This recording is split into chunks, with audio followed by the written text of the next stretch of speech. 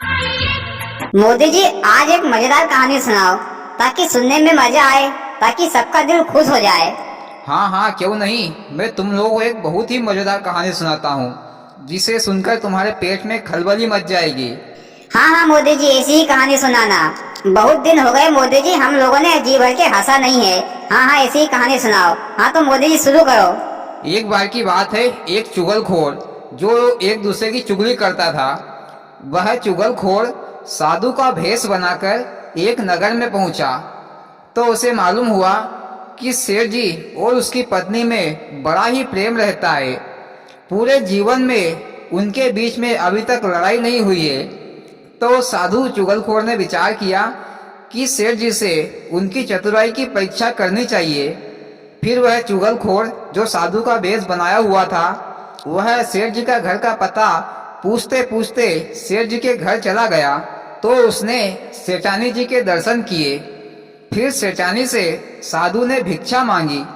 जब सेठानी ने साधु को भिक्षा दे दी तो उस साधु ने कहा सेठानी से, सेठानी जी तुम बड़ी भाग्यवान मालूम पड़ती हो, लाओ तुम्हारा हाथ देख लूं। सेठानी ने अपने हाथ को आगे बढ़ा दिया। फिर साधु ने सेठानी का हाथ देखकर 10-20 बातें इधर उधर की बतला दी।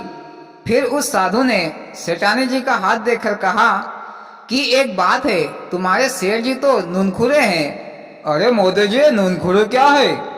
अरे भैया, नुनखुरे का मतलब है नमक जैसा खारा खारा।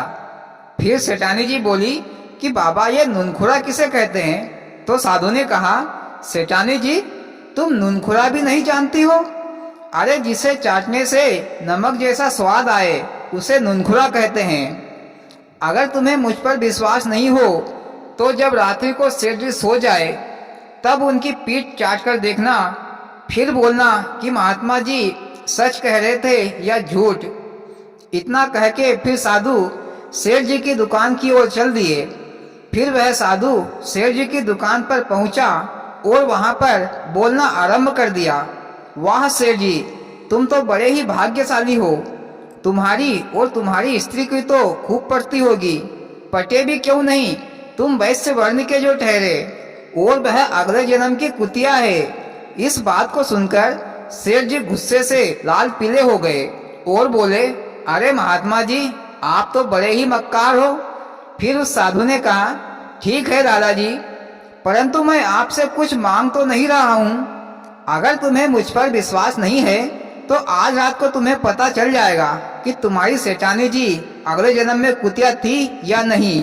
जब तुम रात को सो जाते होंगे तब तुम्हारी पीठ को वह चाटती होगी, इसलिए आज रात को तुम जागते ही सोना।